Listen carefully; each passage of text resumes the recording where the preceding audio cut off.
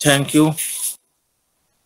উপস্থিত সকল চিকিৎসকবৃন্দকে যথাযথ সম্মান জানাই এবং হোমিও দর্পণের পক্ষ থেকে শুভেচ্ছা জানিয়ে আজকের বক্তব্য শুরু করছি। অন্যান্য দিনের মতন আজকেও আমি একটা মাইন্ড রুব্রিক নিয়ে আলোচনা করব এবং এই মাইন্ড রুব্রিকটা মন দিয়ে শুনবেন, অনেক কাজে লাগবে আপনাদের। আমি দুটো ওষুধের কিভাবে সংক্ষিপ্ত তুলনা করতে পারা যায়, হ্যাঁ, সেই জায়গাটা আপনাদের একটু আলোচনা করে বুঝিয়ে দেবো। তাহলে দেখবেন খুব সুবিধা হবে। তা বিজনেস বলতে আমরা কি বুঝি? বিজনেসে আমরা বাংলা কি বলি? ব্যবসা বলি। ব্যবসাটা কিসের জন্য মানুষ করে? টাকা রোজগারের জন্য করে। টাকা রোজগার করে এবং জিনিসপত্র আদান প্রদান করে, এটা যে ব্যবসা। কিন্তু বিজনেস মানেটা কিন্তু শুধুমাত্র এইটুকুর মধ্যেই সীমাবদ্ধ আছে তা নয়। বিজনেস মানে একটা ডিউটিও বটে। আপনি দেখুন, আপনি ধরুন একটা চালের দোকান করেন, চালের দোকান আপনি করেন, তো চালের দোকানটা আপনার সকালে খোলার নিয়ম কটা? 8টায় খোলেন। কেন খোলেন? আমি 10টা খুলতে পারতেন, আপনি ভোর 6টাতে 5টাতে খুলতে পারতেন। তার মানে কি এখানে একটা হিসেব থাকে যে আমি এই টাইমে খুললে পরে আমার খদ্দেররা আসবে বা তাদের সঙ্গে আমার ট্রানজেকশন হবে। কেউ কিন্তু ওই ইচ্ছা মতো খোলে না। আপনি আপনার দোকানটা, আপনি ডাক্তারখানাটা যেটা খোলেন সেটা কিন্তু আপনি ইচ্ছে মতন করতে পারবেন না। এই যেমন আমরা এখন হোমিও দর্পণে ক্লাসগুলো যেমন করছি, ইচ্ছে মতন হচ্ছে, মানে এটা খুব অন্যভাবে নেবেন না। তাহলে কি হবে? বহু ছেলে এখান থেকে সরে যেতে বাধ্য হবে। কিন্তু যারা বসে আছে, যারা ছাড়েনি, তারা কিন্তু এই ধারাবাহিকতাটা বুঝতে পারলে পরে তাদের প্র্যাকটিসে অনেক সুবিধা হবে। তো এখানেও তাই, আপনি কি নির্দিষ্ট দোকানে খুলতে পারেন? আপনি ধরুন সকাল 8টায় খোলেন, কোনোদিন 8টায় খুলবেন, কোনোদিন 10টায় খুলবেন, কোনোদিন বিকেলে খুলবেন। আপনি এরকম করতে থাকেন, তাহলে কিন্তু আলটিমেটলি কি হলো? আপনার এক খদ্দের থাকবে না, সোজা কথা, লোক থাকবে না আপনার জন্য।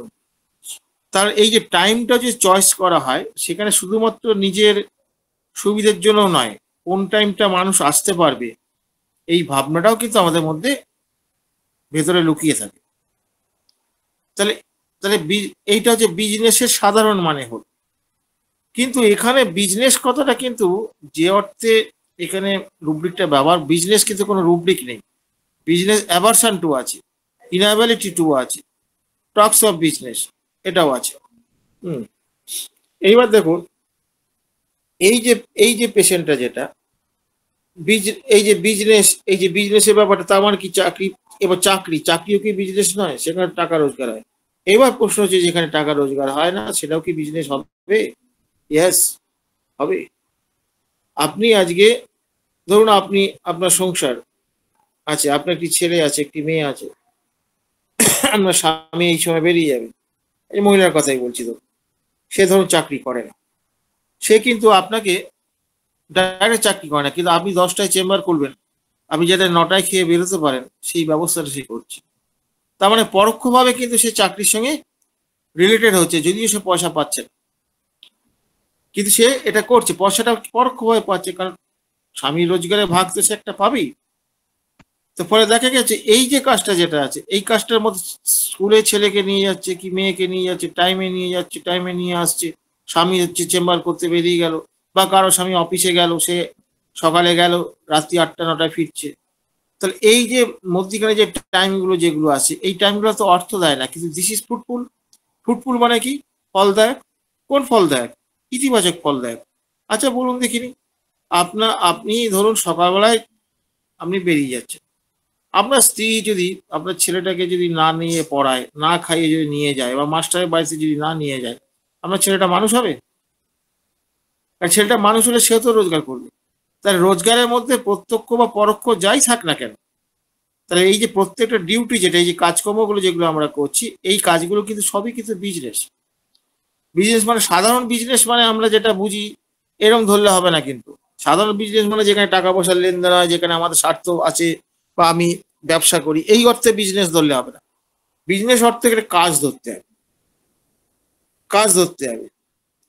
তাহলে দেখুন, এই যে কাজ ধরতে হবে, এই কাজটা আমি ধরলাম, এবার দেখুন এখানে একটা আছে অ্যাভারশন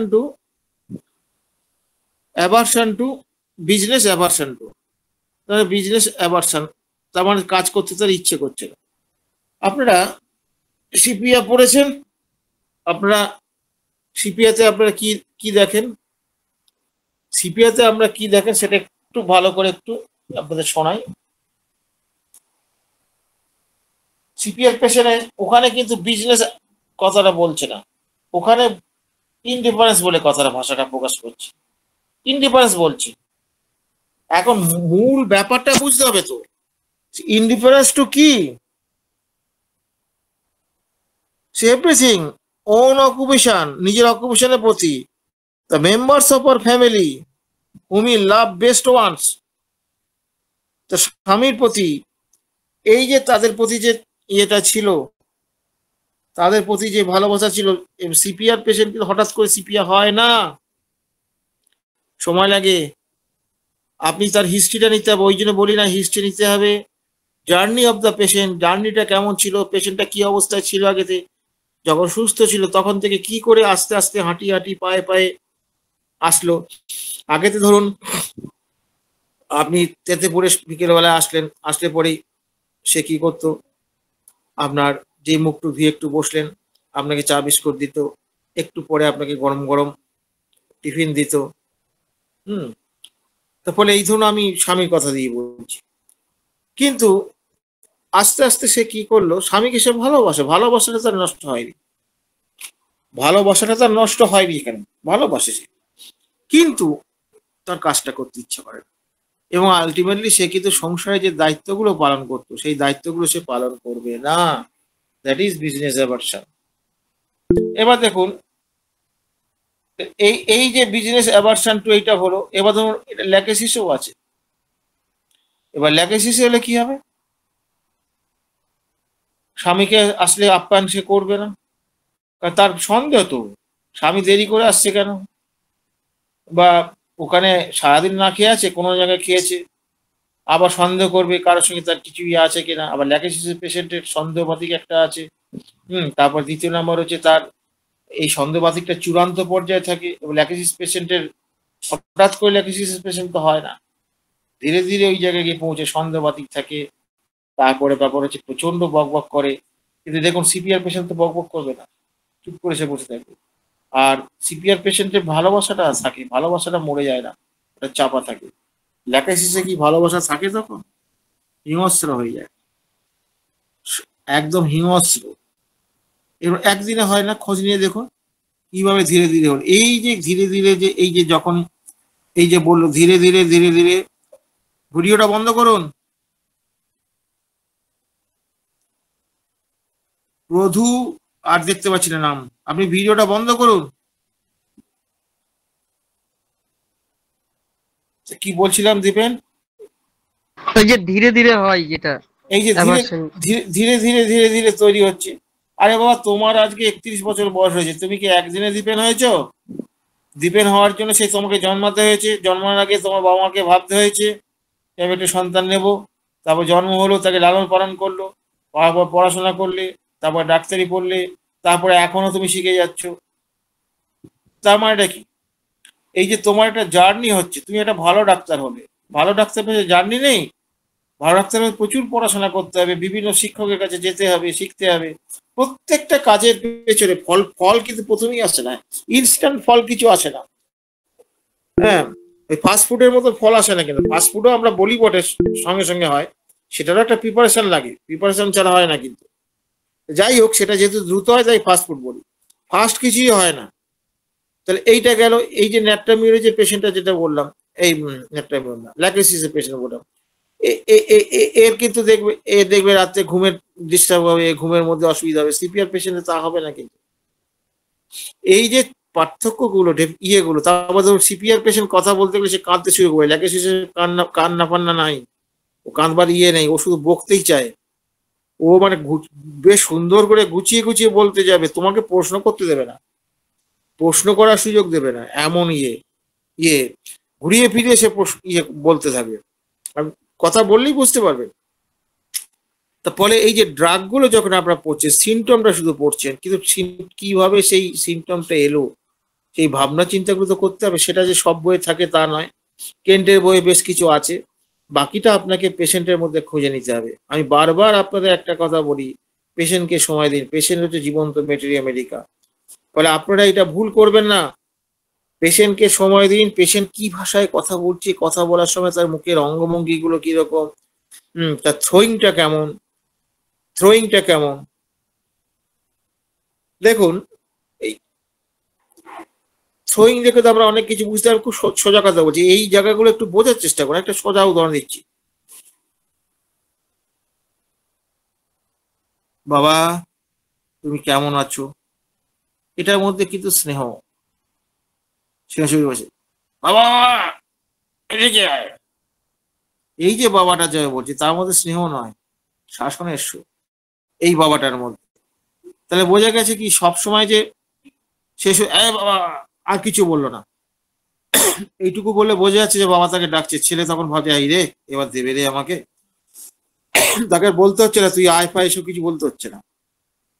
তাহলে এই যে কথা থেকে কথার ভঙ্গি দেখে যখন আমি বুঝতে পারবেন, পেশেন্টকে স্টাডি যখন করবেন, সেইখান থেকে আপনি যে সিমটমটা উইদাউট এনি কন্টামিনেশন, মানে কোনো রকম দূষণ না হয়ে আপনি যে সিমটমটা ওখান থেকে উপলব্ধি করবেন, দ্যাট ইজ আনকন্ডিশনাল এবং সুপ্রিম গ্রেড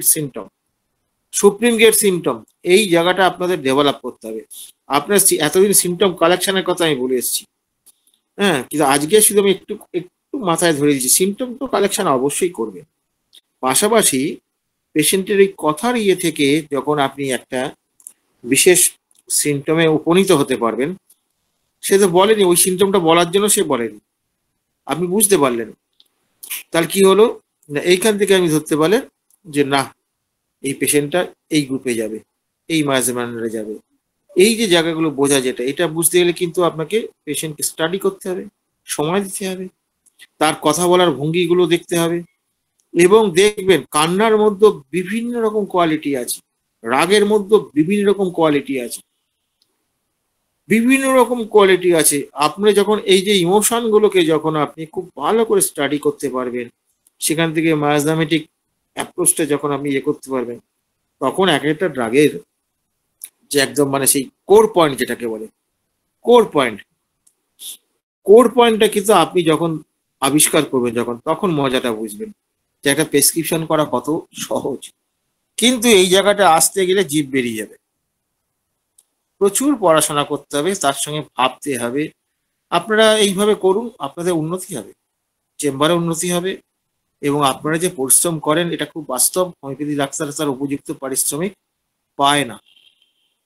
অ্যাকচুয়ালি একজন ভালো প্রেসক্রাইবার পারিশ্রমিক হয়ই না বর্তমান যুগের বিচারে। কারণ হোমিওপ্যাথি ডাক্তার যে প্রপার প্রেসক্রিপশনটা করতে পারে, যে সে তো কোনো ক্ষতি করে না। কিন্তু অন্যান্য প্যাথি যতই তাকে আরাম দিক না কেন, সে তো ক্ষতি করে। সে ক্ষতি করেও কিন্তু সমাজে সে প্রতিষ্ঠিত এবং সম্মানিত। আপনি উপকার করেও আপনি সম্মানিত নয়। বুঝতে পারছেন কোন পরিস্থিতিতে একটা হোমিওপ্যাথি ডাক্তারকে কাজ করতে হচ্ছে? ফলে আপনারা ওইসব ভাবনা চিন্তা না করে মনটা এদিকে দিন, ভালোভাবে চিন্তা করতে থাকুন। দেখবেন ধীরে ধীরে ধীরে ধীরে আপনাদের অনেক পরিবর্তন হবে। আমি এই যে রেপার্টারি যে রুব্রিক গুলো যেগুলো করছি, আমি তো সেইগুলি করছি আস্তে আস্তে।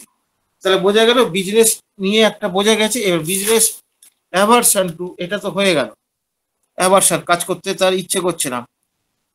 হ্যাঁ, না আমার কদিন খুব ইচ্ছা করছে না, কাজেই যাচ্ছে না সে। যে দেখবেন অনেকে আছে, কি রে তুই ঘরে আছিস নাকি, ছুটি নাকি রে? না ছুটি না, কাজে আমার যেতে ইচ্ছে করছে না, কদিন একটু বিশ্রাম নেই, তারপর যাও। কি তোর শরীর খারাপ? না শরীর খারাপ না।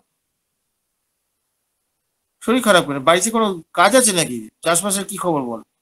না চাষবাস তো হয়ে গেছে। ও, পর্যাপ্ত কোনো কারণ পাবেন না, তবু সে যাবে না। এইটা হচ্ছে অ্যাভারশন। ইনঅ্যাবিলিটি টু, এরপরে ইনঅ্যাবিলিটি টু বলে একটা আছে মনে হচ্ছে কুসংগত। ইনঅ্যাবিলিটি টু কিন্তু ওই অ্যাভারশনের মতোই কিছুটা, কিন্তু পুরোটা না। এটা বেশি ড্রাগ নেই, আমি ইনঅ্যাবিলিটি কোনোদিন পাইনি ভাই, তবু ইনঅ্যাবিলিটি ব্যাপারটা আমি বলে দিচ্ছি। যার কোনো যার কাজ করবার ইচ্ছেই নেই, এখানে একটা প্রশ্ন আসছে, কাজ করা, হ্যাঁ, ইচ্ছেই নেই, ইনঅ্যাবিলিটি, ইনক্যাপাসিটি, হ্যাঁ ইনক্যাপাসিটি, আমি ইনঅ্যাবিলিটি বলে ফেলেছি এবার। আহ, মনে পড়ে গেছে। এখন ব্যাপার হচ্ছে কি, যে এই যে কাজ করতে চায় না, যারা কুঁড়ে যারা, তারাও তো কাজ করতে চায় না। তাহলে আইডেলের সঙ্গে পার্থক্যটা কোথায়? আইডেল কুঁড়ে মানে কি, সে কাজটা করলে করতে পারে, তাকে যদি ছেড়ে করানো হয় সে কাজটা সুন্দরই করতে পারে। ইনএবিলিটি, এই যে ইনএবিলিটি না, ইনক্যাপাসিটি, এ করতে পারবে না, কাজটা দিলে পরে ধরিয়ে দেবে। এই হচ্ছে পার্থক্য। এইবার এই যে পার্থক্যের মুখে বললাম, আপনি পেশেন্টকে জিজ্ঞেস করে বা তার কাজকর্মের কোয়ালিটি জিজ্ঞেস না করলে কি করে বুঝবেন আপনি? একটা ছেলে একটা ছেলে কথা প্রসঙ্গে তার মা বলেছে যে হাতের লেখাটা খুব সুন্দর। আপনি এটাকে গুরুত্ব দিতে পারছেন না। হাতের লেখা সুন্দর তো অনেকেরই হয়, আপনারা কেউ গুরুত্ব দেন কি এটাকে? আমার তো মনে হয় না দেন। This is artist. আর্টিস্ট কিন্তু ইয়েতে নেই, এই ইন্টারমিডিয়েটে নেই, রেপার্টিতে নেই। আর্টিস্ট, একটা সুন্দর লেখা মানে সুন্দর, যে সৌন্দর্য যেখানে আছে সেখানেই আর্ট লুকিয়ে আছে। এইবার জিজ্ঞেস করুন সে আরো কিছু করতে পারে কিনা, তার কোনো শখ আছে কিনা। ডাইরেক্ট জিজ্ঞেস করবে না ছবি আঁকছে, ডাইরেক্ট জিজ্ঞেস করা উচিত না।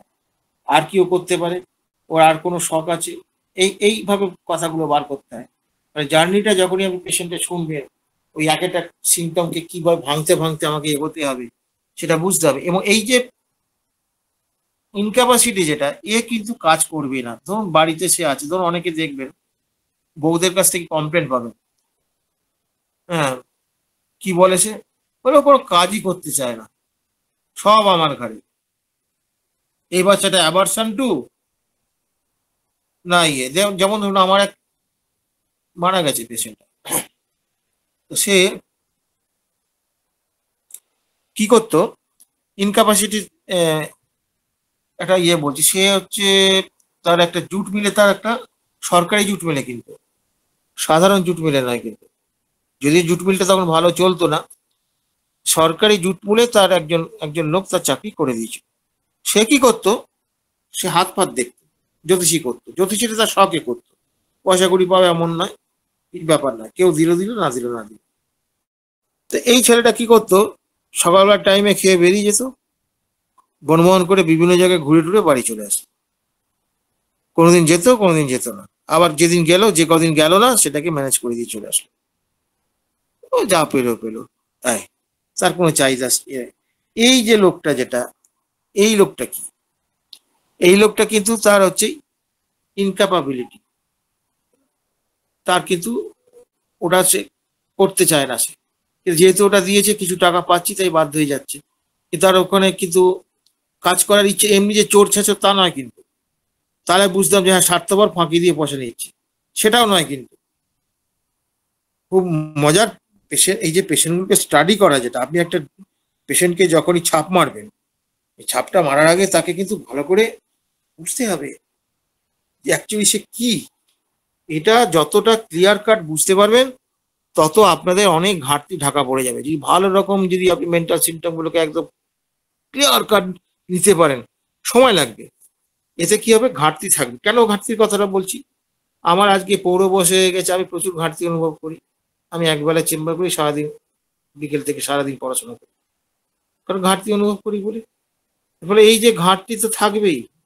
মেডিকেল সায়েন্সে একটা তো সাবজেক্ট নিয়ে মেডিকেল সায়েন্স নয়, ঘাটতি চিরদিন থাকবে আপনার। তো সেই জন্যই পড়াশোনাটা করতে হবে। কিন্তু এইভাবে প্রসেসে যদি না পড়াশোনা করেন, তাহলে কিন্তু আপনি মুখ থুবড়ে পড়বেন, করতে পারবেন না। এইবার দেখা যাক, তার ইনক্যাপাবিলিটি এটা একটা হচ্ছে। আর বিজনেস টক অফ, এটা পাবেন, এটা আপনার কিছু কিছু বন্ধুর মধ্যে আছে। আপনার তাকে কি বলেন বলুন দেখিনি, ও সব সময় বড় বড় কথা, এই করব ওই করব, এখন ব্যাপারটা কি হচ্ছে, এই করব ওই করব, এই যে গল্পটা যেটা এটা হচ্ছে প্ল্যানিং বলে একটা, কি প্ল্যানিং দিয়ে একটা কি আছে, প্ল্যানিং থিওরি, প্ল্যানিং দিয়ে কি ভুলে গেছি রে ভাই, নামগুলো মনে থাকে না রে ভাই। প্ল্যান দিয়ে একটা আছে। ও বাবা, এর তোমার পাতা নেই দেখছি, ওর পাতা উড়ে গেছে।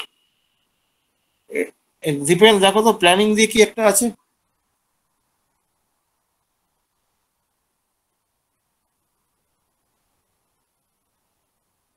প্ল্যানিং দিয়ে একটা আছে। হুম। Sir, plans making many. হ্যাঁ, থ্যাংক ইউ থ্যাংক ইউ। এখন এই প্ল্যান, এই যে প্ল্যান মেকিং মেনি, এই যে কথাটা যে বলছি, সে অনেক রকম সে প্ল্যান করে, কাজের প্ল্যানিং করে। তাহলে এখানে ব্যাপারটা কি হচ্ছে যে এই যে বিজনেস টক অফ, এখানেও সে কিন্তু এই কাজের কথাই সে বলবে। দুটোর মধ্যে পার্থক্য কোথায়? এই যে প্ল্যান মেকিং প্ল্যান যেটা, সেখানে কি করবে, আপনি যে এত কিছু ভাবেন, এত কিছু বলেন, তার স্ত্রীর কাছ থেকে শুনে এগুলো, এই সিমটম গুলো সাবজেক্টিভ সিমটম, কিন্তু পেশেন্ট বলবে না চট করে। এটা মানে আর কি তার স্ত্রী বা তার অ্যাটেন্ডেন্টের কাছ থেকে এটা আদায় করতে হবে। সে বলবে দূর, ওর বড় বড় ভাবনা, ছেঁড়া কাতা শুয়ে ও কোনো প্ল্যান করবে, কিন্তু প্ল্যান করার জন্য যে পরিশ্রমটা করা, সেটা সে করবে না। এই হচ্ছে ব্যাপারটা। ওইটা তোর প্ল্যান মেক্স মেনি, ওইটা চলে গেল ওখানে। আর এটার বেলা কি হচ্ছে, সে প্ল্যান করছে তার নেশার মতো, সবসময় ওই বিজনেস, মানে বিজনেস বা কিভাবে ওর উন্নতি করব। আচ্ছা, এটা এরকম করলে হয় না, জানিস আমি এরকম একটা করলাম, করে টোরে এটা দারুণ উন্নতি হলো। হুম। এরকম ব্যাপার।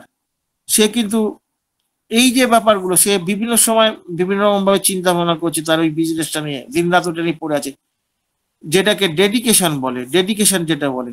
এই ডেডিকেশনটা একটা মানুষের বৈশিষ্ট্য।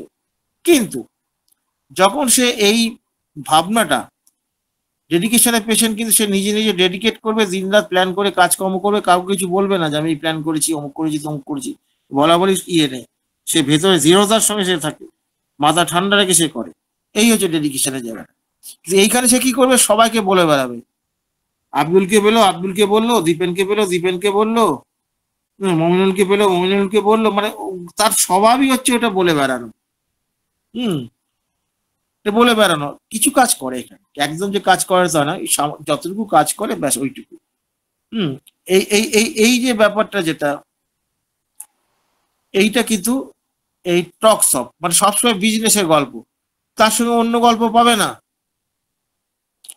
এই যে অন্য গল্প পাবে না, এরকম কিছু কিছু বন্ধু আছে, দেখবেন, আরে বন্ধু বান্ধব মেশে কিসের জন্য, তাদের একটা রিল্যাক্সের জন্য মেশে। এবার সে যদি তার বেটা ওই ব্যবসার গল্প দিন রাত বলে, আপনার কতটা ভালো লাগবে? কতটা ভালো লাগবে? ভালো লাগবে না তো। তো ফলে এই ছোট্ট ছোট্ট ডিফারেন্স গুলো কিন্তু করতে শিখতে হবে। আমি জাস্ট একটা আইডিয়া দিতে পারি, কিন্তু পেশেন্টটাকে তো আপনি দেখবেন, পেশেন্টটা তার নিজের ভাষায় কথা বলবে, এবং পেশেন্টের চরিত্র, শিক্ষা, পরিবেশ, পরিস্থিতি, অনেক কিছু নির্ভর করে পেশেন্টের কথা বলার সময়। তারপরে সেটা তো আমার পক্ষে সংশোধন করা সম্ভব নয়, ওরা আপনাকে নিজেকেই করতে হবে। ফলে আপাতত বিজনেস নিয়ে যেটুকু আলোচনা করলাম, এটা কারো যদি কোনো অ্যাড করার থাকে আপনারা অ্যাড করতে পারেন। তারপরে আপনার প্রশ্নে চলে যাব। একজন প্রশ্ন করেছে, প্রশ্নটা পরে আমরা নেব। দিবেন, তুমি দেখো দেখিনি এই জায়গাটা ঠিক হলো কিনা, বা কোনো জায়গায় ভুল বললাম কিনা, কেউ যদি অ্যাড করতে পারে। আচ্ছা স্যার, আজকে যতটুকু আলোচনা হলো তার উপরে আর কেউ যদি অ্যাড করতে চাই, আমাদের মাঝে অনেক স্যার আছেন।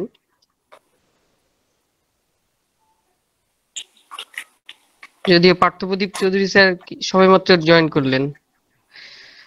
তাহলে পারবে না। আমি দেরিতে জয়েন করেছি, আমি সবে জয়েন করলাম তো। হ্যাঁ স্যার।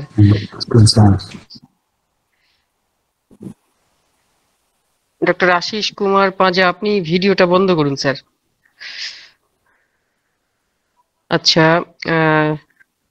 যতটুকু আলোচনা হলো, প্রশ্ন কারো কোনো প্রশ্ন আছে? প্রশ্ন থাকলে করুন।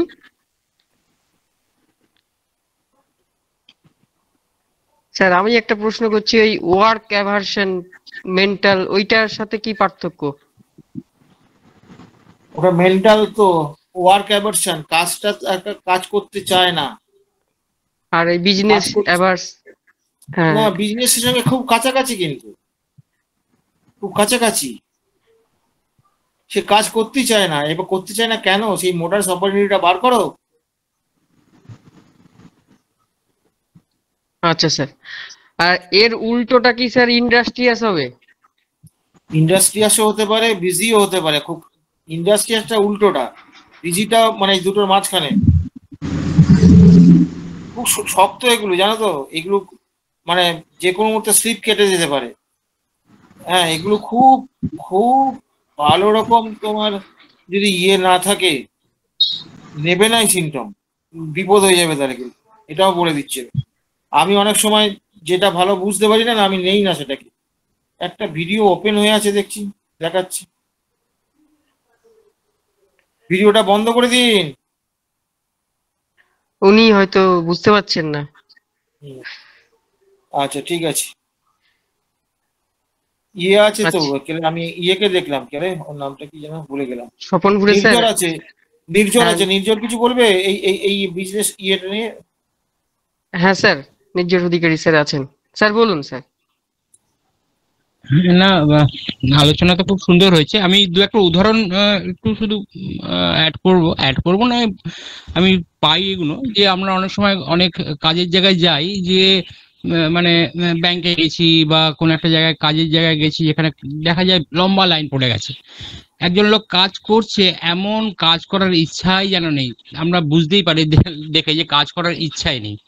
আবার আর একজন আছে যে হয়তো অনেক বয়স্ক ব্যক্তি, যে হয়তো কম্পিউটার বা এইসব বিষয় টেকনিক্যাল ব্যাপারগুলো খুব ভালো করে বোঝেন না, বা এখনো বুঝে উঠতে পারেননি। তিনি চেষ্টা করছেন কাজটা ভালো করে করার, কিন্তু সে করে উঠতে পারছে না। মানে ইনক্যাপাসিটি, এই যে বিষয়টা, মানে তার ক্যাপাসিটির মধ্যে কুলোচ্ছে না বিষয়টাকে। আবার অনেক সময় দেখা যায় অনেক গৃহবধূ, মানে কম বয়সী গৃহবধূ হয়তো বাড়িতে বেশি কাজই করছে, বা কাজই করে না, সারাক্ষণ আহ বিশ্রামেই থাকছে, অন্য সকলে কাজ করছে। এবং যখন একটু আমরা আগ্রহ নিয়ে জিজ্ঞেস করছি যে উনি এই কাজগুলো করেন না কেন, দেখা যায় যে একটু কাজ করলে প্রচন্ড হাঁপিয়ে পড়ে, শ্বাসকষ্ট শুরু হয়ে যায়। তার ওই ক্যাপাসিটিটা নেই কাজ করার হয়তো ইচ্ছা আছে, কাজ করতে চাইছে, কিন্তু তার ওই ক্যাপাসিটিটা নেই যে কাজটা করার জন্য। আর এর সঙ্গে সঙ্গে প্যারালালি আর একটা জিনিসও থাকে, যে তাদের কাজ করার আগ্রহী নেই, মানে সব অন্য কেউ করে দিলে যেন ভালো হয়, সবকিছু আর মানে হাতের সামনে পেয়ে গেলে ভালো হয়, নিজে কোনো পরিশ্রম করব না। এই বিষয়টা আমার মনে হয় খুব আমরা প্র্যাকটিক্যালি আমরা পেয়ে থাকি। এটাই একটু বলার ছিল। আর টকশপ তো বিষয়টা ওরকমই, যে সবসময় আর বন্ধু মহলে মিশতে যাচ্ছে, সে নিজের কাজের কথা গল্প করছে, তার মধ্যে তার কি করে ব্যবসা বাড়বে হেন তেন সব, শুধু কাজ কাজ কাজ কাজ ছাড়া কোনো মুহূর্তে আর একটুখানি নিজেকে ফাঁকা রাখতে পারে না। এই তিনটে জিনিসই একদম এই আলোচনাই হয়েছে, আমি একটু কয়েকটা উদাহরণের কথাই বললাম আর কি। সকলকে নমস্কার। ধন্যবাদ স্যারকে, খুব সুন্দর বললেন, উদাহরণ দিয়ে বুঝিয়ে দিলেন। আচ্ছা, আর কারো যদি অ্যাড করার থাকে কিংবা প্রশ্ন থাকে, এই যতটুকু আলোচনা হলো আপনারা করতে পারেন। কারো কোনো প্রশ্ন আছে?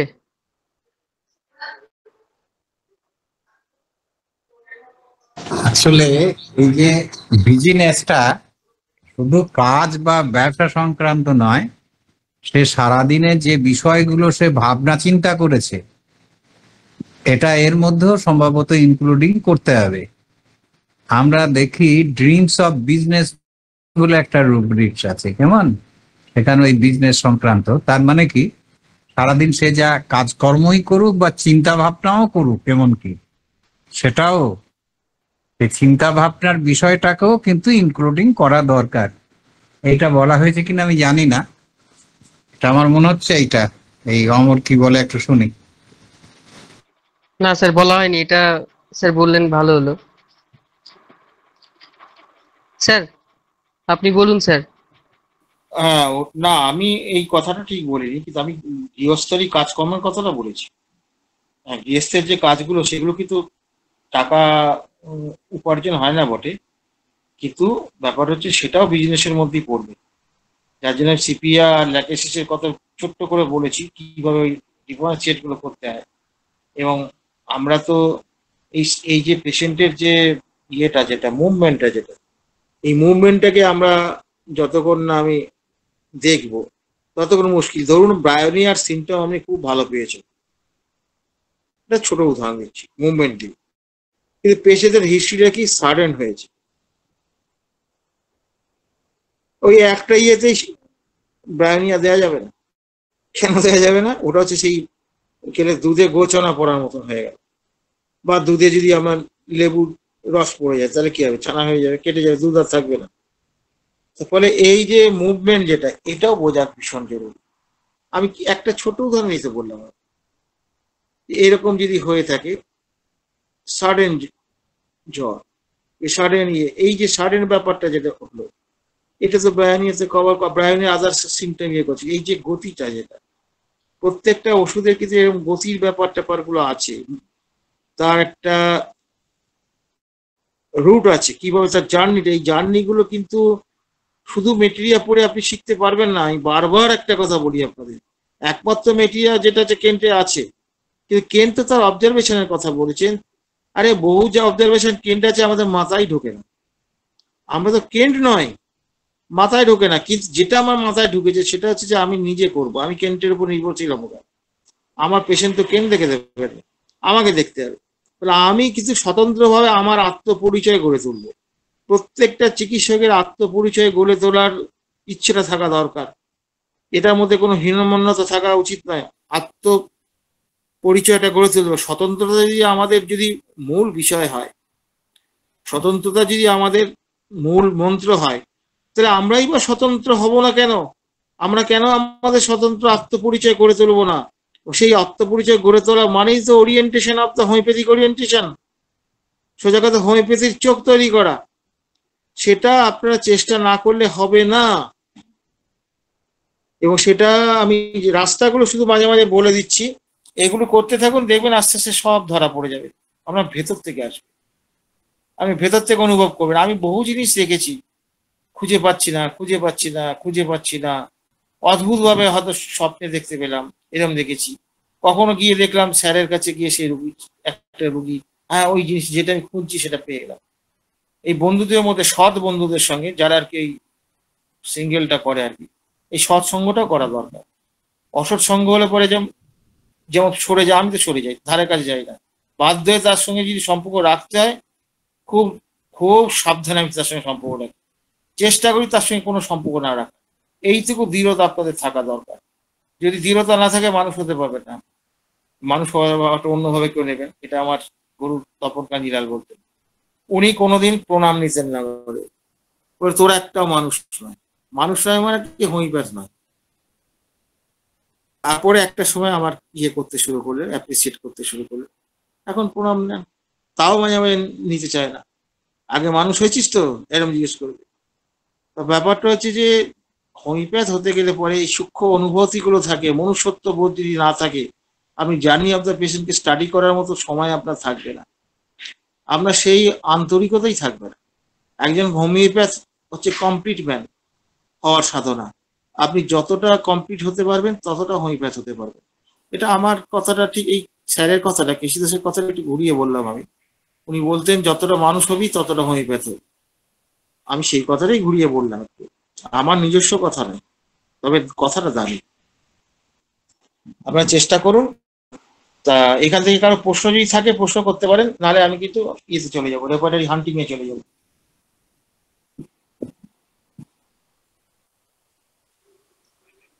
হ্যাঁ, কারো প্রশ্ন আছে কি? প্রশ্ন থাকলে করুন, না হলে আমরা পরবর্তী আলোচনাতে এগিয়ে যাব। স্যার প্রশ্ন তো দেখছি না, তাহলে আমরা পরের দিকে চলে যাই। ঠিক আছে। কথা হচ্ছে পরেরটা যেটা শুরু করব, এটা হচ্ছে আমাদের ওই আমি এটা শুরু করছি, আমাদের ডক্টর কেশি দাস আমার শিক্ষাগুরু, তারই একটা বই আছে তিনি রেপার্টরি হান্টিং ওটা ইয়ে করেছেন। তা সেই বইটা থেকে এখন আমরা স্টাডি করছি। কারণ স্যারের ভাষাগুলো একটু, উনি তো বয়স্ক মানুষ ছিলেন, মানে ওনাদের বাংলা ভাষা একটু অন্যরকম। আপনারা যে দীর্ঘাঙ্গীর বাংলা পড়েন তাহলে দেখবেন আরো অন্যরকম। তা এগুলো প্রত্যেকটা ভাষার একটা ডেভেলপমেন্ট হয় তো। আজকে যে ভাষাটা পাচ্ছেন এটা অনেক জার্নির মধ্যে দিয়ে এই ভাষাটা এসছে, ওটাও তাই। তারপরে একটু ভাষাটা অনেক সময় একটু অসুবিধা হয়, সেটা আমি যতটা পারবো ঠিকঠাক করে দেওয়ার চেষ্টা করব। এবং আসুন আমরা তার বই থেকে আলোচনা করি।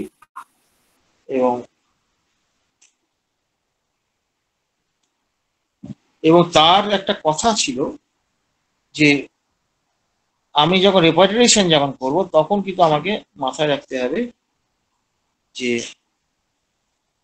পেশেন্ট কিন্তু আমাদের এই রেপার্টারি ভাষায় বলবে না, মেটেরিয়াল ভাষা সবসময় বলেন,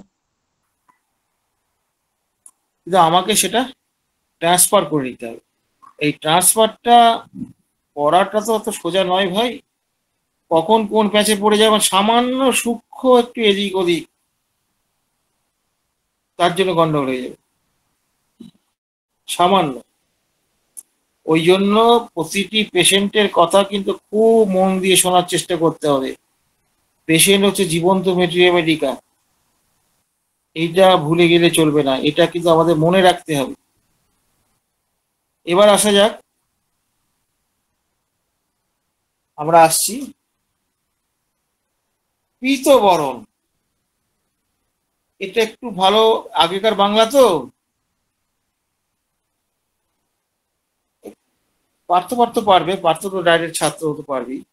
কথা হচ্ছে যে একটু যারা ভালো বাংলা বোঝেন তারা পারবেন। পীতবরণ এটা মানেটা কি হবে?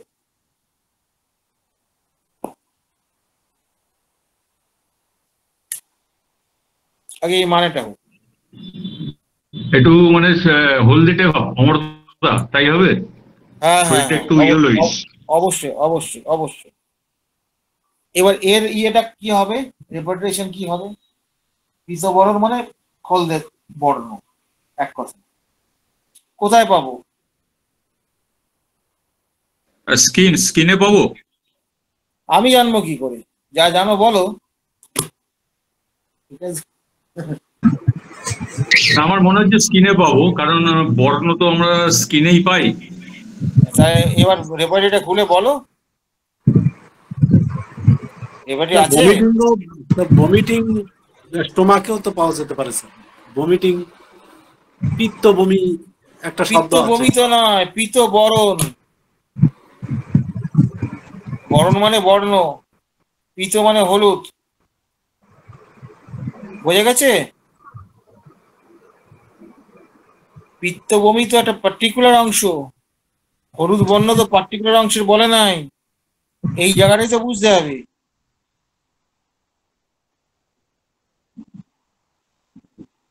এবার একটা প্রশ্ন আসছে এখানে, ডিসকালার স্কিন কে বলেছে এটা? দীপেন?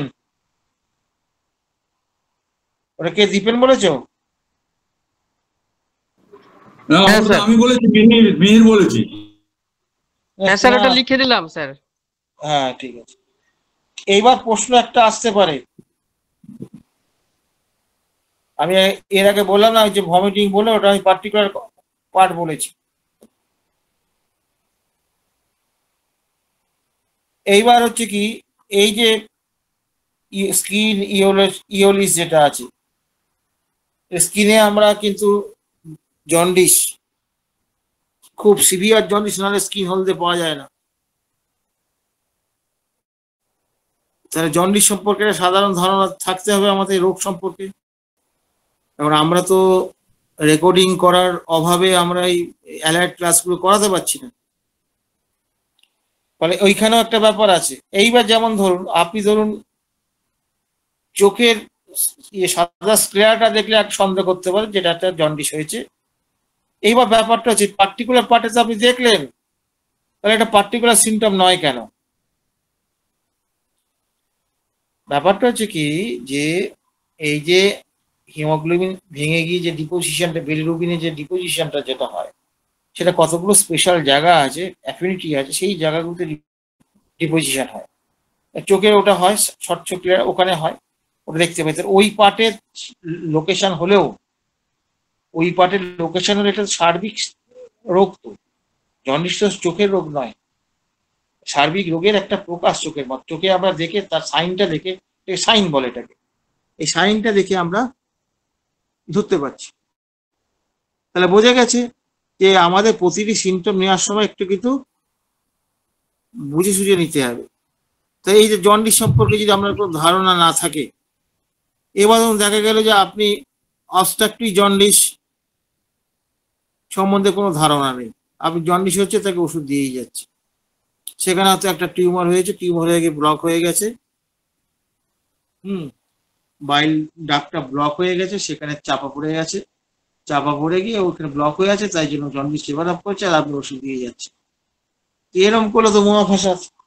হোমিওপ্যাথিদের নিয়ে হাসাহাসি করে কেন? হোমিওপ্যাথিরা কি বলবো, মানে বহু জায়গায় তার সবই সিমটম নির্ভর। হ্যাঁ ঠিক আছে, সিমটম তো নিশ্চয়ই নেবে, সিমটম নির্ভর কে নয়, সব চিকিৎসাতেই সিমটম নির্ভর, সিমটম ছাড়া হয় না।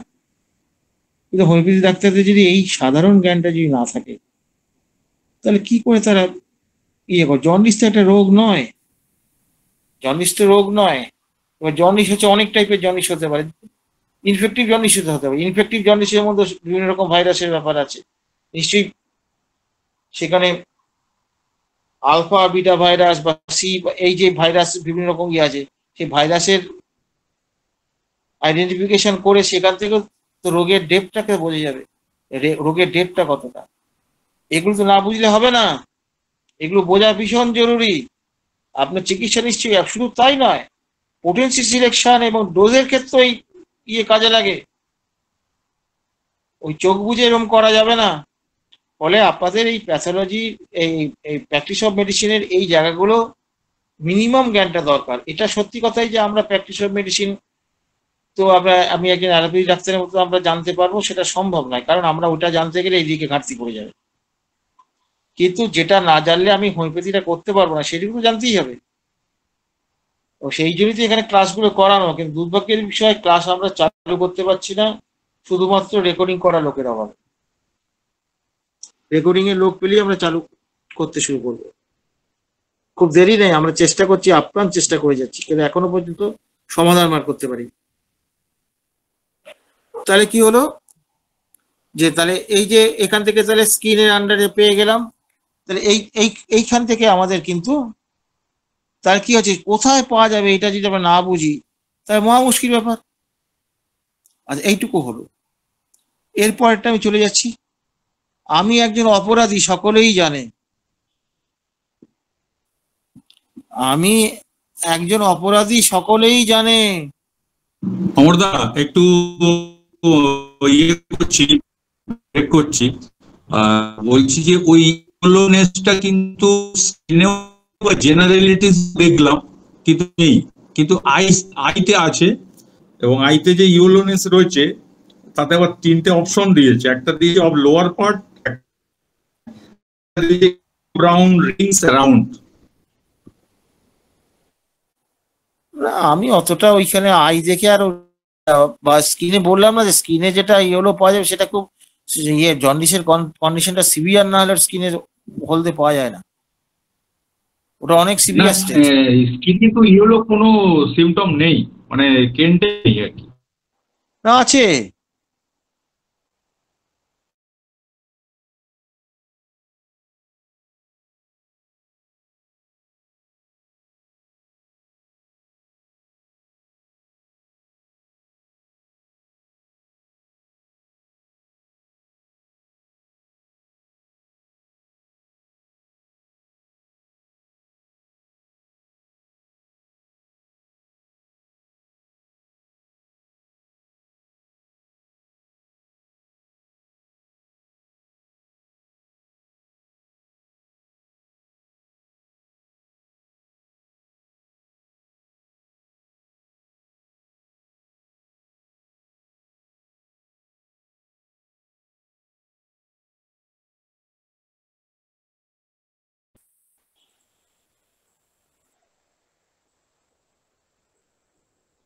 শোনা যাচ্ছে কথাটা? আমি একজন অপরাধী, সকলেই জানে। কে বলবে?